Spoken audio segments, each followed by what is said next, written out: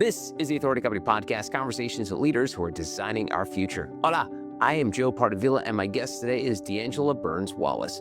DeAngela is a nationally respected executive, former U.S. diplomat, and CEO of the Ewing Marion Kauffman Foundation. Her career spans diplomacy, higher education, state government, and philanthropy. In her new book, Made for This, Lessons in Leadership, Legacy, and Living Unapologetically, she reflects on leading with conviction, confronting identity and race, and choosing purpose over comfort. Angela, welcome to the show. How are you? I'm good, Joe. How are you? I'm excellent. Thank you for joining me today. And I want to start our conversation talking about grandmothers, because you write in your book how important an influence she was on you, on how to treat other people. And for me, my grandmother was essentially an extension of my mom. Like, my mom had to go to work when I was 4 or 5 years old. And I tell the story to folks, Angela, when I discovered that my mother was no longer taking me to school, I freaked out. Like, I literally was like soiling myself so I wouldn't have to go to school. I was doing, because I was so attached to my mother, but my grandmother stepped in and took great care of me. She probably made me the man who I am today, as equal as my parents are. So tell me about her influence on you and the ripple effects it's had throughout your career and journey. So, when I think about my granny, she was just a cornerstone to us growing up. It's one of those individuals that sometimes you don't even realize the power that they have in your life until they're gone, right? But my granny was an anchor, but not just to our family, but to the community. She was that person that if you needed a meal, if you needed help with your, rent, if you needed a ride to, church or to work, she would either do it or she'd make that phone call and make sure that someone else did it for you. Mm. And the way that we came up, every holiday we were at my grandmother's house.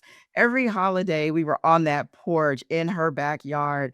I remember picking tomatoes and green beans out of her backyard, and I thought everybody did that with their grandmother. But that was her teaching us her love for food, her love for people, her love for family. And when she said family, she meant any and everybody who was in your circle. And most importantly, she meant your job was to make sure you were taking care of family and other people. If you had more, and it might just be a little bit more, it didn't matter. It was your job to take care of each other. And so I think back to growing up and just everything that made me smile, made me laugh, and sometimes made me cry, right? Yeah. My granny was at the core of that. And that kind of led into, like you, my parents, my dad, my mom, and everything that they taught me, my brother, and now the things that I hope to teach my son too. Oh, that's great. And it's funny, you described something that I had a conversation with a friend of mine, and this idea of community, and sort of like, I want to put in brackets, old school community, how everyone was looking out for one another. So a friend of mine, she's a millennial mom. She has like 3 young children, all under the age of like 5 or 6. And I said to her, like, and she had difficulty with pregnancy. So it was a struggle for her to have children. So when she finally did it, she felt guilty to tell other people how hard it was to be a mother. And I say, well, why do you think it's harder for you to be a mother than your mom, for example? And she said, my mom had a community. Like, if one of the moms was sick or not feeling well, another mom would step in and take the kids to school, or another mom would prepare cupcakes for another mom, or substitute that in for any other adult in the community. And Mhm. there is something. And when she said that to me, I'm like, it's true. Like, if you don't have that old school community, again, we call it old school just because it's very much a Mhm. generational thing. We don't see it as much today. But tell me about that community around you and how important it was and how different it is now that you're a mom. Yeah. So that community was everything. And again, like looking back, and it's one of the things when write a book like this, you look back and the reflection is sometimes it's a little kind of you're like, oh, I didn't even realize like how intense that was. But my community, started with my core family and my parents and my brother and my granny, aunts, uncles, cousins, but then it rippled out to our church, those that we worked with and lived around in our greater community. But that community was everything. I used to joke that, I grew up here in Kansas City And, I have tons of cousins on both sides of my family, and we couldn't go anywhere. So me and my girlfriends were trying to go somewhere we weren't supposed to be. A cousin would definitely be there and say, "What are you doing here?" Right? But it was also, if you showed up somewhere and it was a member of your church and you knew how you were supposed to show up and engage and as they would say, like, act right, right? Because that community was there both to support you, but also to guide you. Guide you in terms of how you show up, guide you in the places that you're supposed to be. But they're also the people who would open your doors. When I went away to college, my member of our church who would become, one of my godmothers, at the time worked for an airline here in the region and helped me get back and forth to school. And because and I wasn't her daughter, but it was, hey, one of ours has to go back and forth to California a couple of times a year. We weren't used to that. We didn't really have funds for that, but she made sure I got home for Thanksgiving. She made sure I got home for Christmas. That community was built in, right? It was proactive and reactive, but it surrounded you in so many different directions. As I think about now, it is different. I think that we have to be a little bit more intentional to build that community. And I have taken different things and thought about this for my son. And so I look for opportunities to create that community for him. I actually have the luxury and pleasure for my parents to live with us. They moved in with us when I moved back to the region a number of years ago, just to be able to balance being that, single mother and that professional, head of household. Instead of, me having to, them run across town to pick him up from soccer if I had to work late or if I was traveling for his, system to be a little bit off, going back and forth, having them in the home has been tremendous because it meant both their lives and his lives were uninterrupted when I was creating the interruption.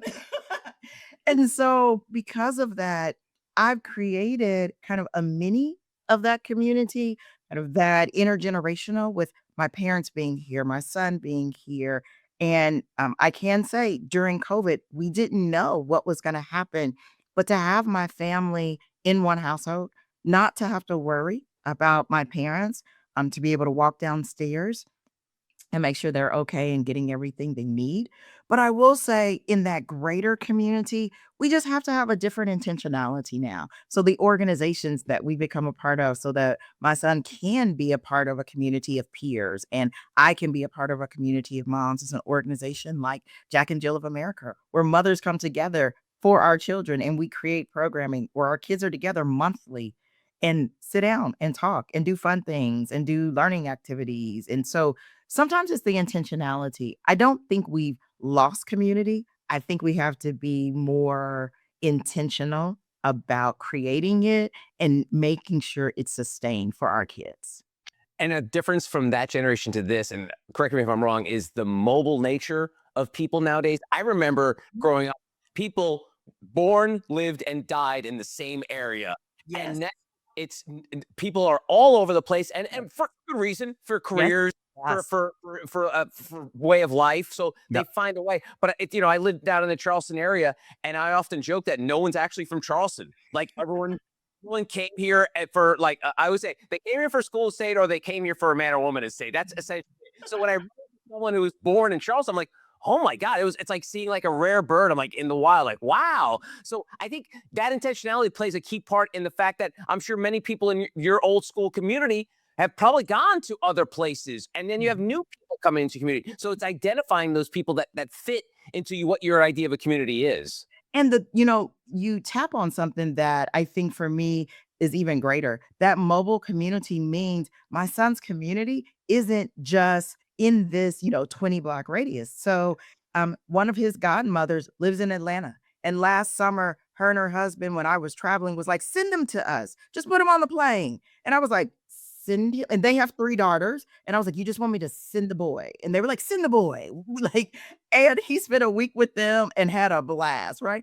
And so I think the beauty now of that mobile community is that we actually can have that greater community. And sometimes it's not in our backyard, but it's still a part of your ecosystem. And it might be in Atlanta, or it might be in California, or it might be, we have friends, that live overseas that we have visited as well. And so I actually think it's kind of a fun opportunity to redefine what that community looks like and get our kids exposed differently. But it also, I don't know, as a mom, it makes me breathe a sigh of relief, right? That that community exists and that it's bigger than just a 20-block radius. That's great, good stuff. You talked about church, and you write about how faith was important to you. And it's funny, I've read thousands of leadership books over the last 5, 6 years doing this, but rarely have I ever seen someone talk about how they received their first leadership training on the ground at a church. And you talk about Paradise Missionary Baptist Church. So tell me about the idea of leadership and sort of like the early that's sort of like the seeds of your leadership journey starting there. And I know it's obvious, like obviously moral compass and stuff like that, but Mhm. tell me about the idea of you learning how to be a leader at church. So being a leader at church, I think about when I was growing up, and parts of like is my mom and my granny, but our church. And I was talking with a friend, and when they read that chapter, they were like, "Oh my goodness, I remember being on the usher board," right? But we have the opportunity to do things in the church, right? Not just go to church and when you talk about like that moral compass and the values, yes, we know that that's ingrained as you move through faith. But one of the things that I talk about and that I remember so distinctly was that once a month it was Youth Sunday.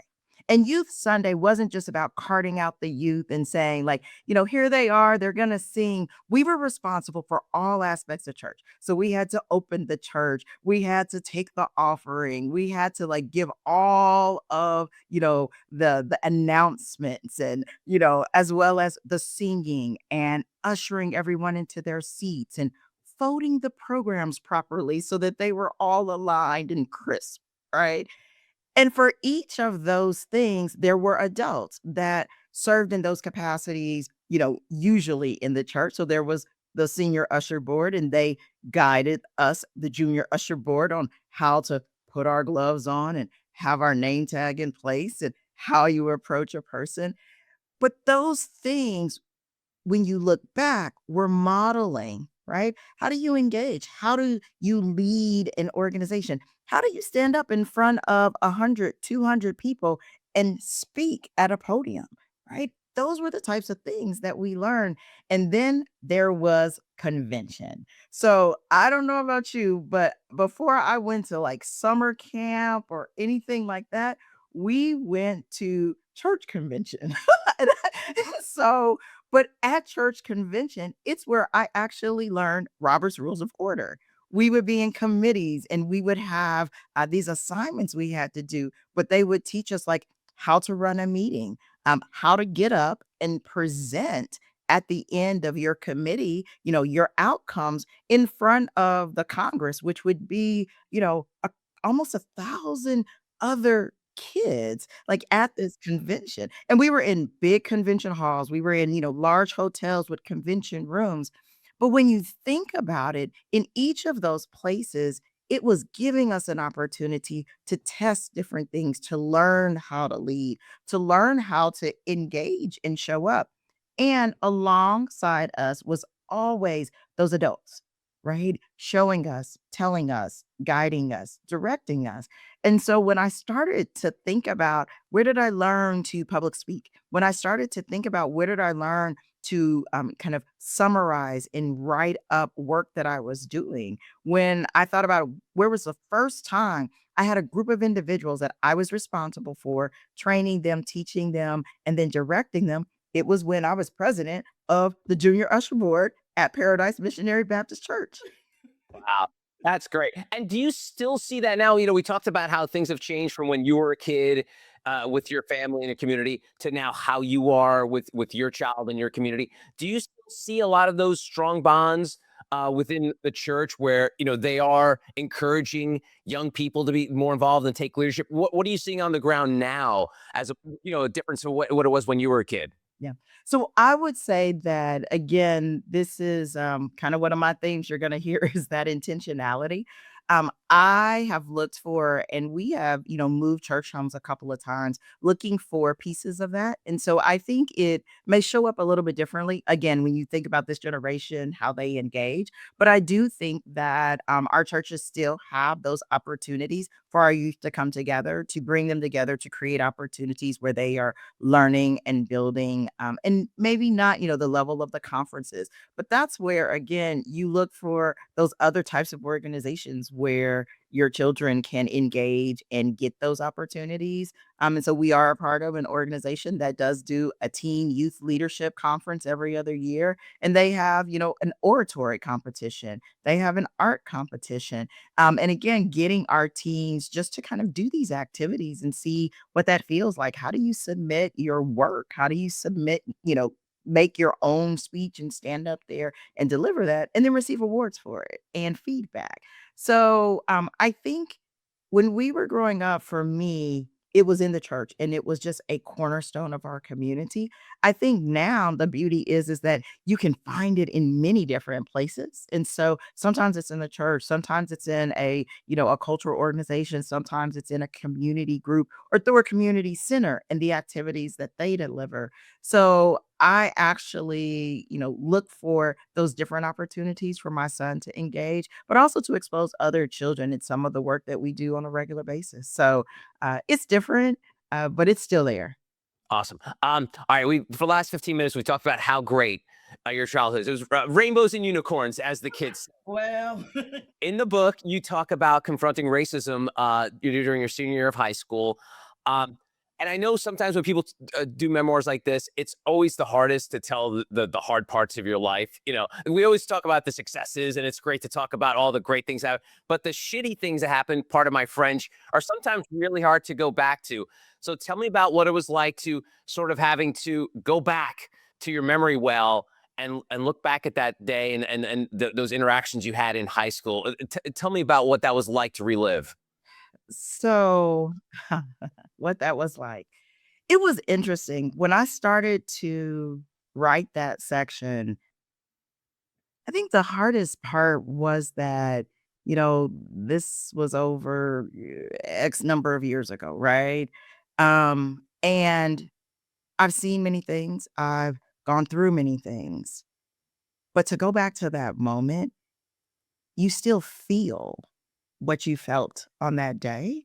And I think part of it was because it was the first, or, just I was so young, and seeing it and feeling it in an environment where I felt comfortable and safe. I'm a senior, I'm on student government. I've been a leader at this school since the moment I walked through the doors. I'm getting ready to graduate. I have this bright future. Like, I'm top of the class. I'm the example of all things that, this school was like. I'm on billboards, across the city, like representing the school and diocese, for, encouraging other students and families to join this environment. And so when I started to rewrite it, I actually shared it with a handful of good friends that I still have in my life, that we all went through it together. Because I was afraid. I said, Am I remembering this wrong, y'all? Was it this heavy?" I said, "Am I, overlaying how I think about and how I've experienced issues since then?" And each one of them, as they read it and came back to me, said, "Wow, D, yeah, I forgot some of this," right? They're like, and not necessarily forgot it, but maybe I think locked away some of how that felt, right? But each of them validated, no, that's how it felt. That's how I experienced it as well. I think when I look back, and I think I even say in there, shortly after that, as graduation and other things came on, I kind of moved through it, right? I was graduating, so I wasn't in the environment much longer.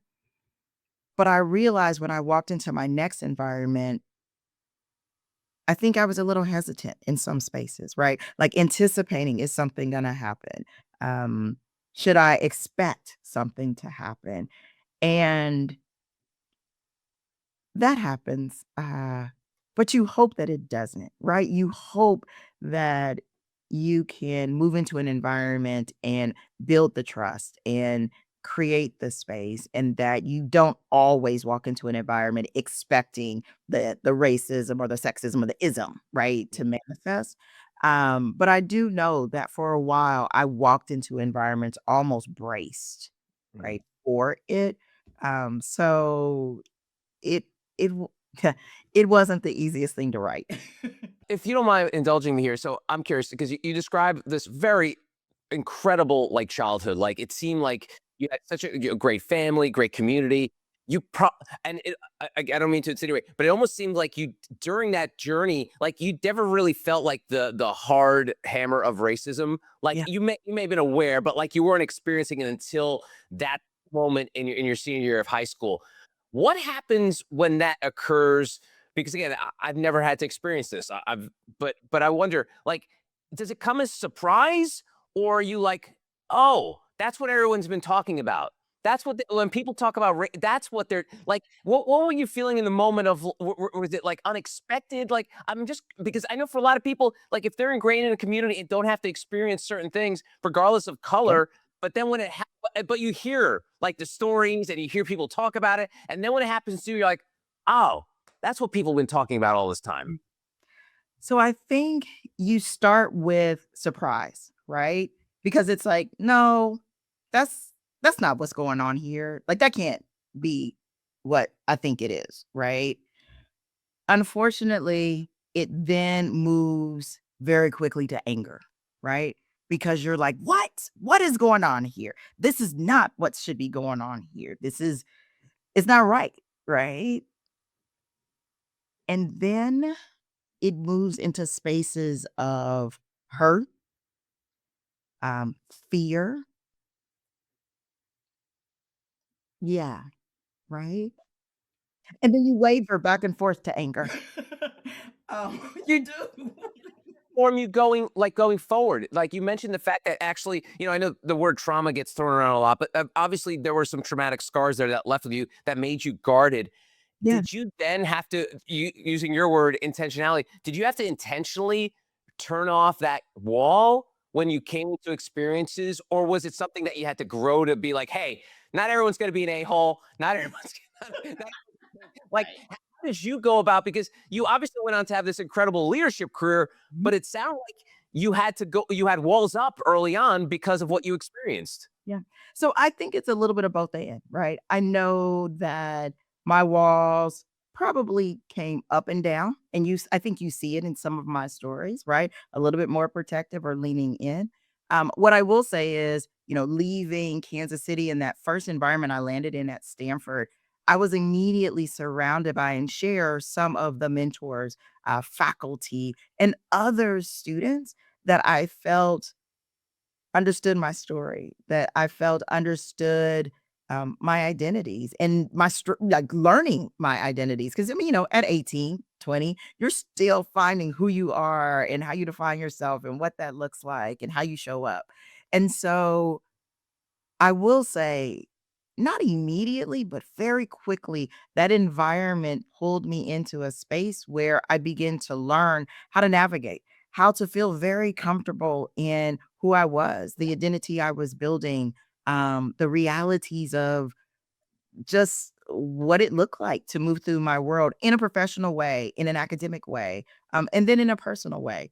And so I think you grow over time. I think those walls, I don't know that they ever come all the way down, but you learn how to pull them down so that you can be present, that you can, um, show up the way that you want to and not be defined by what others expect. "Oh, you have to show up this way," or always question yourself, "Do I have to show up this way because I'm a woman, because I'm a person of color, because I'm young?" In my career, I started to move really quickly, very, very fast. In many rooms, the closest person in age to me was 10 or 12 years older, right? So sometimes you'd walk into a space and you didn't know if it's because you was young, you were a woman, a person of color, or all three wrapped in a bundle. Uh, and so you begin to say, I'm gonna use that bundle and use it as my superpower and not see it as that barrier or that block, and not allow other people to use it in that way either. I mean, this connects so beautifully to the themes we've been talking about family, community, and faith, because I wonder if you didn't find that community in Stanford after experiencing what you did in high school, can you imagine how you would have turned up? Because No. and again, this is where I talk about like this lack of community now and people lack of connection. I wonder what DeAngela Burns-Wallace would have turned out like if maybe you went to another community where you experienced those same things. So Yes. it's amazing how you just rooting yourself in a place where you felt comfortable. You were able to let those walls go up and down a little bit. But Yeah. do you ever think about the fact like if you never found that community and you were stuck living in like a lot of the pain and anger you were living with when you're in high school to then, I mean, it is amazing what happens when people can find their community. But and that for me is a piece of, I think, one of the threads that I try to pull through in the book is that I just didn't find it, right? There were individuals that made sure I connected to it. There were individuals that created opportunities that lifted me and put me in those places. There were groups and others that I was surrounded by that were going through it with me, and we came together and we learned and we grew together. And so that is why for me it's really important that we think about as we move through our career and sit in different seats. We've been through certain things, and you can see that generation behind you, that leader that's coming up, that peer is going through certain things. How do we use that opportunity and share? How do you create space? And then as you get even more senior in your leadership, where you actually are that senior leader that is creating environment, how do you stop and make sure that you are creating that type of environment so that sometimes you maybe don't have to worry that someone is pulling someone up because you're ensuring that the environment that the people are walking into creates what is needed. So that's a piece for me. It's the, I don't know, like, to those who much is given, much is required, or, all of those types of phrases. But it is a thing of, I didn't just happen upon that environment and like it just, oh, right?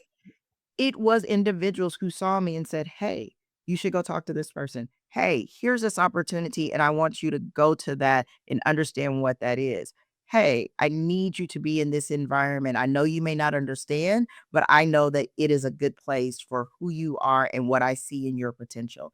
How do we then turn those opportunities around and then share them, create them, design them for that next leader, that next generation, our children, our friends.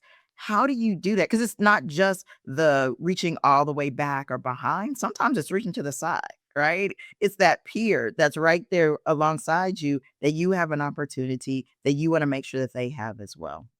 That's great. And so that you went on to have this brilliant career as an executive, U.S. diplomat, CEO of the Kauffman Foundation. But that all started with the education piece. And if there's anyone, if anyone knows anything about you, DeAngela, is you love education. Stanford, Princeton, Penn, not some pretty shabby schools. I know you could have done better, DeAngela, I'm sure. But tell me about this love of education. So I was telling someone the other day, I was doing a talk, and I said, I was that kid, in like preschool, kindergarten that like packed their backpack with all their supplies and like set it by the front door, was like ready to go. And I said, y'all, that never left. Okay. Like I love a good office supply store to this day. I was like, I like the notebooks and the pens and all those things. But part of it is I don't know where exactly it came from, but I love learning. I love seeing new things. I love exploring new things. And again, had people along my path, including my dad, who was always like, if you follow your education, if you get that education, it can't be taken from you, right? That knowledge is yours. And as I would move through, and particularly in the higher ed institutions, I was then told, not only is that knowledge yours, but you actually can be the creator of new knowledge. And that was a game changer when it became not only can I consume knowledge, but that I can create it. I can be a part of actually creating new ideas, new thoughts, introducing people. And so it really has never left me. No matter what environment I've been in, I want to learn more. I want to ask questions. Sometimes that can drive my bosses crazy. I know it did. You're right. Because I would always ask the why. Why are we doing this? So what does that matter? Like, what's the impact that we want to have? Because I needed to understand, right?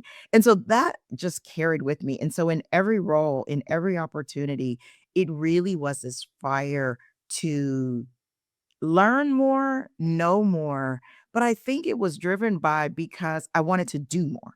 Not just learning for the sake of learning, but then how do we take this learning and have impact? How do we take this learning and do something different? How do we take this learning and share it with others?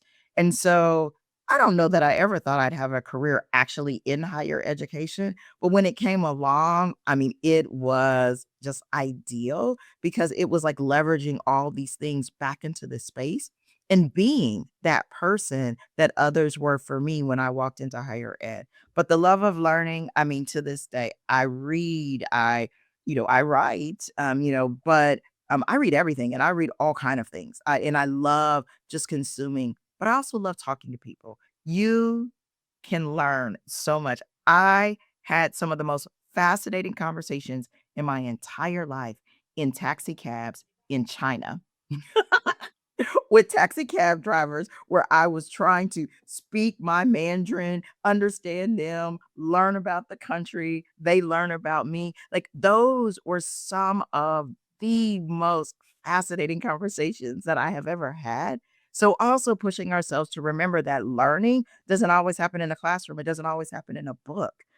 But I just love to learn. And I just think it's fun. And I just have to say at my core, yeah, I'm that nerd. It's okay. I embrace it. Yeah, embrace it, and you should. And so, a lot of your work today deals with reimagining equitable economic mobility for all. Um, and as you know, for whatever reason, there's some words that set people off. I never thought in my life the word equity would be so controversial, but Yeah, apparently it is. So, tell me about the idea of working in this space, yeah, doing good work, but also having to deal with the fact that some people don't like that you're involved in this line of work. Tell me, because I think at its surface, I think we can all agree that's a good thing, but there are parts of the country that don't think that. Tell me what yeah. it's like for you to work within that space. So, the beauty of sitting in the space of philanthropy that I do now, after having a career in federal government, state government, and higher education, is really that I'm able to leverage all of those resources, those networks, those experiences into doing this work. And so one of the ways that we approach this work is really about taking the sting or the connotation out of the words. Because when you say equity, the reality is that people understand that differently. And that's where some of the conflict and the challenge can come from. Because if I'm looking through a particular lens, equity can feel like something is being taken away from me to be given to someone else. For someone else, equity can just simply mean, wow, I'm given an opportunity to step into a place where then I can prove or I can do what I need to do to advance, right?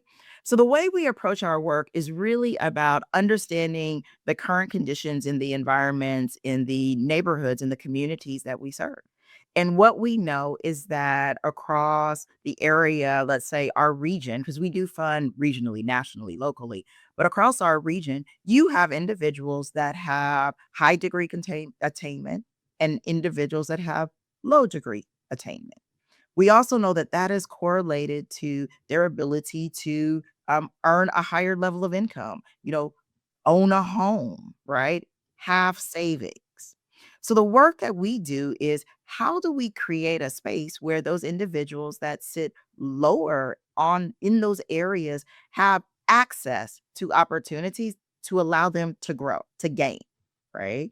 And with that, it is not about necessarily taking one from the other, but how do you remove barriers that allow those individuals to have greater access? How do you create greater access to training opportunities? How do you create better access to educational opportunities, K-12, higher ed, 2-year, 4-year, getting credentials, right? Some of that is financial, some of it is information, right? And so the work that we do is we talk about gap closing, right? Creating opportunities for those that maybe did or did not have access to those opportunities, didn't have awareness of those opportunities, didn't have the preparation to step into those opportunities at a natural point. And in doing so, we hope that that work lands with an understanding of, particularly when you do that in a region, that when that region is stronger, when individuals in that region have the ability to access jobs at a certain wage level, to own homes, that they are stronger in their civic engagement, that they are paying taxes into that community, that they are active in decisions that impact that community. And so at the end of the day, that there is a strength and a benefit to the community in a broader way, right? That's what we have approached our work and really, again, not sitting in the definition of a word, but showing people how the work manifests, showing people how the work impacts their neighbor, impacts the zip code next to them, and impacts their larger community. We think that we're having success. We've done this work for almost 60 years. We're celebrating, the foundation is celebrating its 60th anniversary this year. So for us, and given our founder, it's not new. We have always done the work in this space around closing gaps, creating access, and not necessarily just saying we're giving someone something, but it's more so, how do you create an opportunity for someone to do the things that they naturally can do? So it's not taking from, it's not offering a handout, but it is removing barriers so that individual has their own control over their future. And that's how we approach it. Some may still disagree and maybe not understand it, but I do believe that the power of this work is seeing the individual and then seeing how that individual, that family, that community can truly control their own economic future. That's great. And so I always wrap up these conversations, DeAngela, taking folks behind the dedication of the book. You dedicate the book to a couple people, but I want to point out that you dedicate first to your son, Xavier. You are my joy, motivation, inspiration always. Continue to shine brightly and walk your own path. In your eyes, I see the future and it is bright. Why was it important to dedicate this book to Xavier? Ah, my son is my pure joy, right? He just is. And in him, you see everything that is possible. And to tell my story is to lay the foundation for his story. So for me, this was as much for each and every leader that is out there as it was for him. I had him read the book, and when we were going through editing, and I said to him, he's 16, 17, and he's a boy, and usually the sentences you get out of them is, "Huh? Yeah. Okay." That's it, right? And so I told him, "Read the book.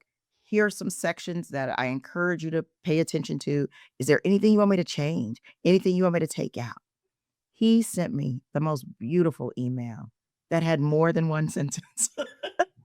And he said, "Mom, your story is amazing. You're an inspiration. Like, I'm proud of you. Like, they're gonna love it. You don't have to change a thing." That right there, no matter how many reviews I get, no matter how many books are sold, none of that. That that was the moment. And so it's for him. It's all for him. And I'm excited about what's for him and what he and his generation will be able to do for our community, our country, the world. Uh, they they are our future. And when I tell you our future is bright, sit down and talk to a young person. Sit down and see how they see the world and what they're doing and what the true possibilities are, because it will make you smile. It will warm your heart. And actually, for those who have been in this game for a minute, it'll keep you going. It truly will. Do what Xavier did and read Made for This, the lessons in leadership, legacy, and living unapologetically. She is DeAngela Burns-Wallace. DeAngela, thanks so much for your time. I really appreciate it. Thank you so much, Joe. This was so much fun. And that's going to do it for this episode. If you want to find out more information about DeAngela and our other amazing authors, go to theauthoritycompany.com.